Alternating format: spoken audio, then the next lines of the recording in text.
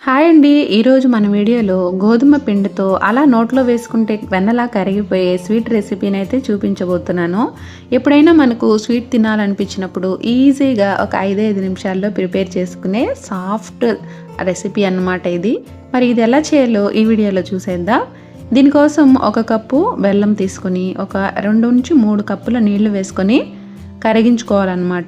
ఎటువంటి పాకం పట్టాల్సిన అవసరం లేదు. జస్ట్ మనకు బెల్లం కరిగితే సరిపోతుంది. బెల్లం వాటర్ని కరిగించి పక్కన పెట్టుకోవాలి. తర్వాత ఒక కడాయిలో 1 టేబుల్ స్పూన్ వరకు నెయ్యి వేసుకుని జీడిపప్పుల్ని చిన్న చిన్న ముక్కలుగా కట్ చేసుకుని కాస్త దోరగా ఫ్రై చేసుకోవాలి.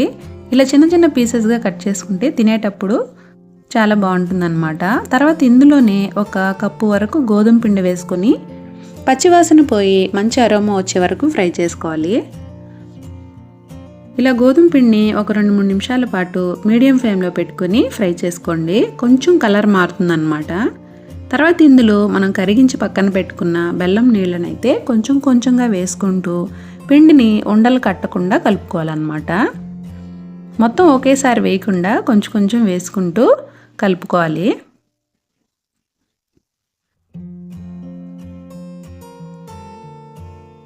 ఇప్పుడు ఇందులోనే ఒక 2-3 టేబుల్ స్పూన్ల నెయ్యి వేసుకుంటూ ఈ గోధుమ పిండిని ప్యాన్కి అంటుకోకుండా వచ్చే వరకు ఉడికించుకోవాలన్నమాట. నెయ్యి ఎంత అవసరమైతే అలా వేసుకుంటూ ప్యాన్కి అంటుకోకుండా వచ్చే వరకు ఉడికించుకోండి. ఇలా ఉడికిన ఈ మిశ్రమాన్ని డైరెక్ట్గా కూడా సర్వ్ చేసుకోవచ్చు. నేను ఇక్కడ ఒక ప్లేట్లో కాస్త నెయ్యి అప్లై చేసుకొని ఇందులో వేసుకుంటున్నాను.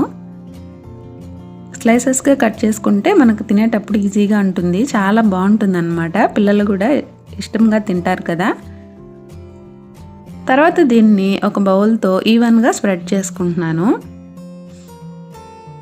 దీన్ని ఒక 10 నుంచి 20 నిమిషాల పాటు అలా పక్కన పెట్టేసినట్లయితే మనకు బాగా చల్లారుతుంది.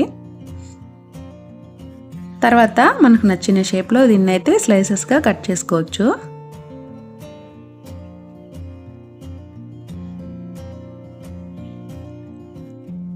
ఈ వీడియో మీకు నచ్చినట్లయితే ఒక లైక్ ఇవ్వండి ఫ్రెండ్స్. కొత్తగా చూసారు మన ఛానల్ని సబ్స్క్రైబ్ చేసుకోండి.